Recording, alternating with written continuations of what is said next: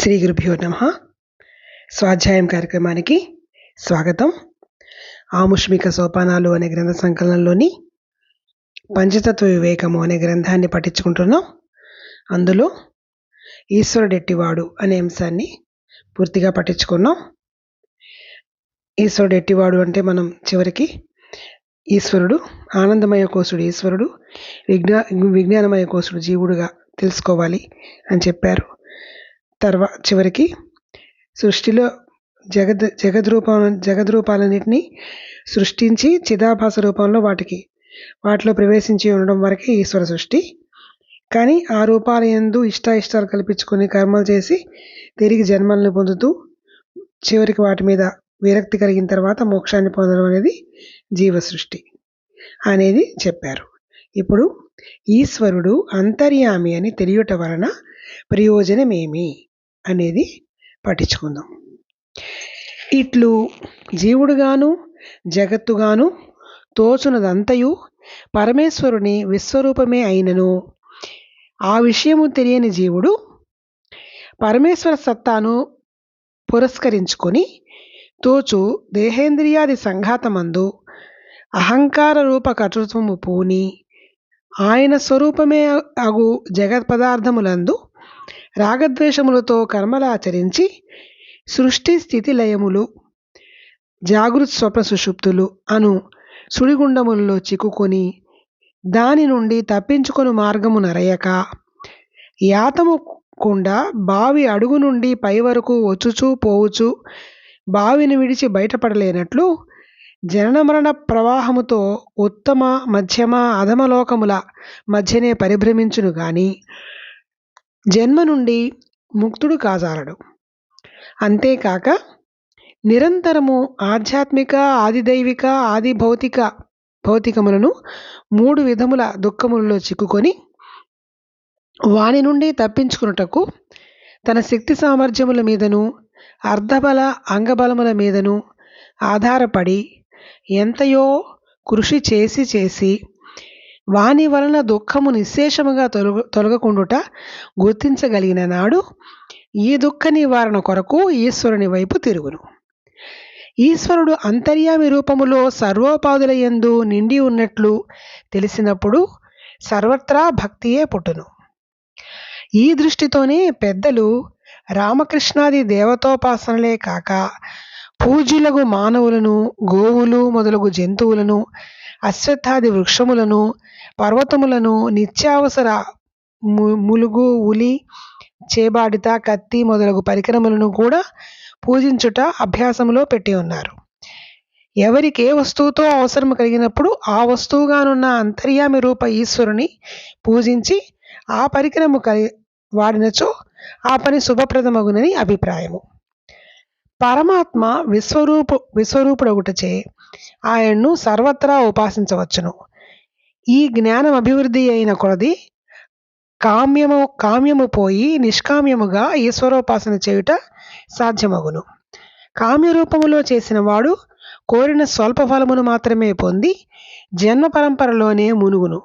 కానీ నిష్కామ్యముగా చేసినచో చిత్తశుద్ధి కలిగి ఈశ్వరానుగ్రహ పాత్రుడగును.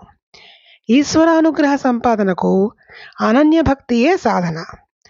అనన్యాశ్చింతయంతో మాం ఏ జనాః పర్యుపాసతే తేషాం నిత్యాభియుక్తానాం యోగక్షేమం వహామ్యహం అని చెప్పుటచే అనన్య భక్తుని యోగక్షేమములు భగవంతుడే వహించును.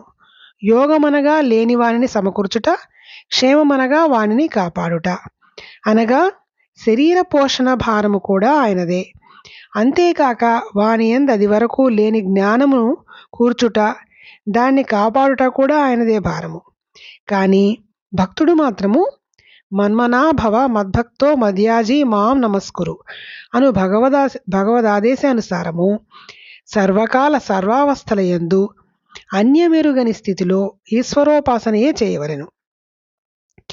అట్లు చేయుటచే ఈశ్వరానుగ్రహము కలిగి ఈశ్వరానుగ్రహ దేవ పుంసామద్వైత వాసవ అని వానికి యథార్థ తత్వము తెలియవలనను జిజ్ఞాస కలుగును. ఇట్టి భక్తుని బుద్ధి పరిశుద్ధమై అవస్థాత్రయము అను సుడిగుండము నుండి దాటి తురీయ అవస్థలో ప్రవేశించును. ఈ స్థాయిలోనికి రాని జీవులందరకు ఈశ్వరుడు బ్రహ్మ విష్ణు రుద్ర రూపములలో సృష్టి స్థితి లయములు అను కృత్యములు చేయుచు వానిలోనే త్రిప్పుచుండును. జీవుడు భక్తుడే జిజ్ఞాసతో కూడి తురీయ అవస్థలోనికి వచ్చినప్పుడు ఈశ్వరుడు మహేశ్వర రూపములో వాని బుద్ధికి ప్రకాశమిచ్చి తత్వ బోధ చేయుట కొరకు గురు రూపములో సాక్షాత్కరించును. ఈశ్వరో గురురాత్మేతి మూర్తిత్రయ విభాగినః అని చెప్పబడినది.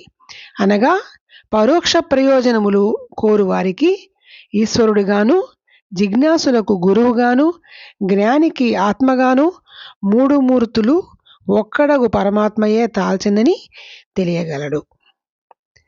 ఇది ఇంతవరకు ఈశ్వరుడు అంతర్యామి అని తెలియటం వలన ప్రయోజనం ఏంటి అనే విషయాన్ని చెప్పారు. దీన్ని ఒకసారి కొంచెం మనం మళ్ళీ చర్చించుకుందాం.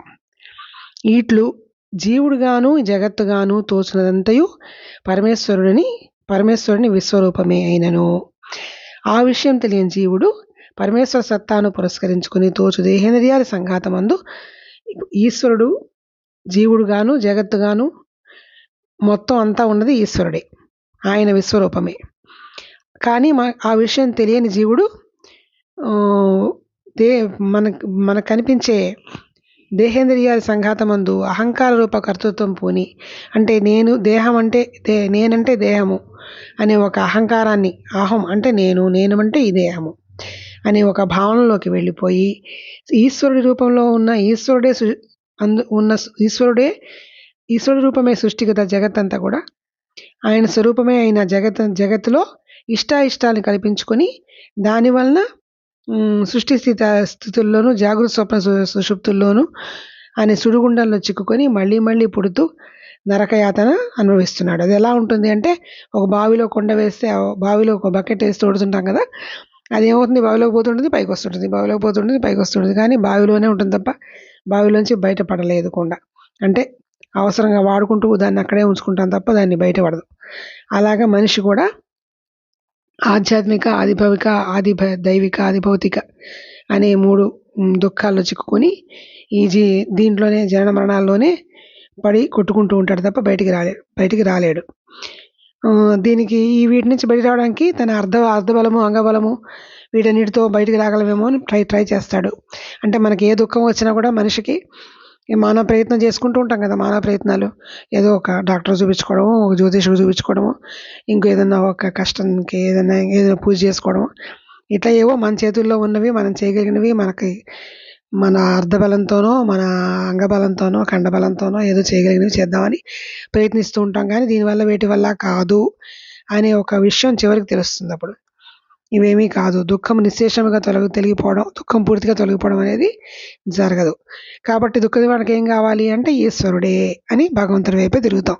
ఇంకో దిక్కు లేదు నాయన, నువ్వే దిక్కు అని అనుకుంటాం కదా చివరికి, ఏ కష్టం తీరకపోతే అప్పుడు గుర్తొస్తాడు ఈశ్వరుడు.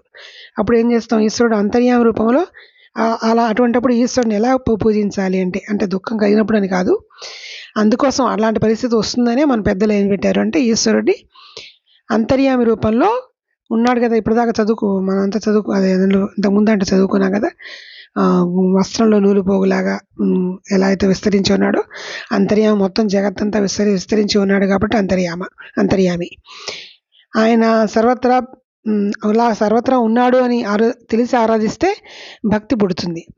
అందుకోసం ఏం చేశారు, మామూలుగా దేవుడు విగ్రహాల్లో రాముడు, కృష్ణుడు అన్ని రూపాల్లోనే కాకుండా గురువుల్ని, మానవుల్ని అంటే ఉత్తమమైన మానవులు, గొప్పవాళ్ళు ఎవరైనా వచ్చినా, అతిథులు ఎవరైనా వచ్చినా, మామూలుగా అతిథులు వచ్చినా కూడా అతిథి సత్కారం చేస్తాం కదా, మామూలుగా పాదాలు కడగడము, వాళ్ళకి కావాల్సిన భోజనం పెట్టడం, వాళ్ళని భక్తిగా అతిథి దేవోభవ అని కూడా అతిథిని కూడా దేవుడిగా కొలుస్తాం. మాతృదేవోభవ, పితృదేవోభవ, ఆచార్య దేవోభవ, అందరూ మనుషులే కదా, మా తల్లి అయినా తండ్రి అయినా వీళ్ళందరినీ కూడా కొలవడం, పూజించడం అనేది ఒకటి. అలాగే గోవుల్ని పూజిస్తాం, సంక్రాంతి వస్తే ఎద్దుల్ని వాటన్నిటికీ పూజ చేస్తాం. పంటకు పూజిస్తారు, అలాగే పంట కోయడానికి వాడే వస్తువులు, పలుగులు, పారలు వీటన్నిటినీ కూడా దసరాల్లో వాటన్నిటిని పూజిస్తారు. విజయదశమి నాడు మొత్తం అన్నీ వాడుకునే వస్తువులన్నిటిని పూజిస్తారు. వాహనాలను పూజిస్తారు. అన్నిటికీ పూజిస్తారు. ఇవన్నిటిని పెట్టారు. ఎందుకు అంటే ప్రతి దాంట్లో ఉన్నది భగవంతుడు ఈశ్వరుడే అనే విషయం తెలియడం కోసం. కానీ కేవలం ఆ రోజు పూజించేసేసి మన పని మనం చేసుకుంటే ఇది పని మనకు పనికొస్తుంది కాబట్టి పూజించాలి అని చెప్పి పూజించేసి మళ్ళీ మర్చిపోయి అన్నిట్లో ఈశ్వరుడు ఉన్నాడనే విషయాన్ని మళ్ళీ గమనించకుండా చేస్తూ ఉంటే ఏమవుతుంది, మళ్ళీ దుఃఖాల్లోనే పడుతూ ఉంటాము. అలా చేస్తూ ఉంటే కేవలం ఆ పూజ చేసేందుకు కావాల్సిన చిన్న స్వల్పమైన ఫలితాన్ని మాత్రమే పొందుతాము. అలా కాకుండా అసలు అనుక్షణము ప్రతి చోట ప్రతి అణువులోనూ ఉన్నది పరమాత్మే అనే భావనతో మనం మెలగలిగితే మెల్లగా అక్కడ ఈశ్వరానుగ్రహానికి గురయ్యి మెల్లగా మనం దీని వైపు ఆత్మజ్ఞానం వైపు మరలడానికి ఆయనే సహకరిస్తాడు. ఎలాగంటే అనన్యాస్యంతయో మాం యోజన పర్యపస్తే అని యోగక్షేమ హామ్యహం అన్నాడు కదా. యోగాన్ని క్షేమాన్ని కూడా ఆయనే చూస్తాడు. అంటే నీకు కావాల్సిన భౌతిక అవసరాన్ని చూస్తాడు, నీకు కావాల్సిన ఆధ్యాత్మిక అవసరాన్ని చూస్తాడు, జ్ఞానాన్ని ఇస్తాడు. ఆ జ్ఞానాన్ని ఎలా భగవంతుని తిప్పుకోవాలనేది దాన్ని కూడా ఆయన చూసి కాపాడుకుంటాడు. దానికి మనం ఏం చేయాలంటే మన్మనాభవ మద్భక్తో మధ్యాజి, అంటే ఆయన్నే స్మరిస్తూ ఆయన్నే ధ్యానిస్తూ ఆయననే మనసునందు పెట్టుకొని అంతర్యామిగా ఆయన ప్రతి చోట చూసుకుంటూ ఉంటే మనని తన వైపు ఆయనే తిప్పుకుంటాడు. ఈశ్వరానుగ్రహదేవ పుంసాం అద్వైత వాసవ యథార్థత్వం తెలియవలను. ఈశ్వరోపాసనయే చేయవలను. అట్లు చేయుటచే ఈశ్వరానుగ్రహం కలిగి ఈ జిజ్ఞాస కలుగుతుంది. ఈశ్వర తత్వం తెలుసుకోవాలి అనే జిజ్ఞాస.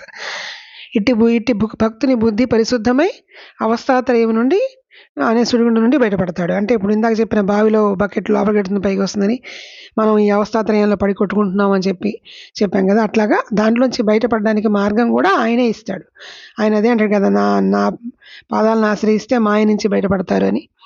కాబట్టి మనం అనన్యాస్యంతయోమ అని చెప్పి ఆయన్నే పూజిస్తుంటే మన్మనాభవ మద్భక్తి మధ్యాజి అని చెప్పి మద్భక్తో మధ్యాజి అని మాం నమస్కురు అని ఆయన చెప్పినట్టు మనం అణువులోనూ ఆయన చూసుకుని నమస్కరిస్తుంటే ఆయన ఈ మూడు అవస్థల నుంచి బయటపడేసి తురీయ అవస్థలోకి తీసుకెళ్తాడు. అంటే సర్వం పరమాత్మే ఉన్నాడు అనే ఒక పూర్తి నేను అనేది దేహం లేదు అనే ఒక ఆ తత్వంలోకి ఆయనే తీసుకొస్తాడు అనమాట. ఈశ్వరుడు అప్పుడు అలా లేకుండా ఉన్నాం అనుకోండి, అలా లేకుండా ఉంటే అప్పుడు ఈశ్వరుడే మళ్ళీ తను ఏం చేస్తాడంటే సృష్టి స్థితి లయాలనికి మళ్ళీ బ్రహ్మ విష్ణు మహేశ్వరులుగా సృష్టి స్థితి లయాలను చేస్తూ మళ్ళీ పుట్టిస్తూ ఉంటాడు. అదే మనం ఆయన వైపు తిరిగామంటే మహేశ్వర రూపంలో బుద్ధి ప్రకాశం చేసి గురు రూపంలో ప్రత్యక్షమై 3 రూపాల్లో మూర్తిత్రయ విభాగిన అని 3 రూపాల్లో పరోక్ష ప్రయోజనములు కోరు వారికి ఈశ్వరుడుగాను, జిజ్ఞాసులకు గురువుగాను, జ్ఞానికి ఆత్మగాను 3 మూర్తులు ఒక్కడగు పరమాత్మయే తాల్చెనని తెలియగలదు అని చెప్తున్నారు. ఈశ్వరుడు గురించి తెలుసుకోవడం వలన మనకి కలిగే లాభం ఏంటి, ప్రయోజనం ఏంటి, అంతర్యామిని తీరటం వలన ప్రయోజనం ఏంటి అనే విషయానికి ఇది చెప్పారు. శ్రీ గురుభ్యో నమః.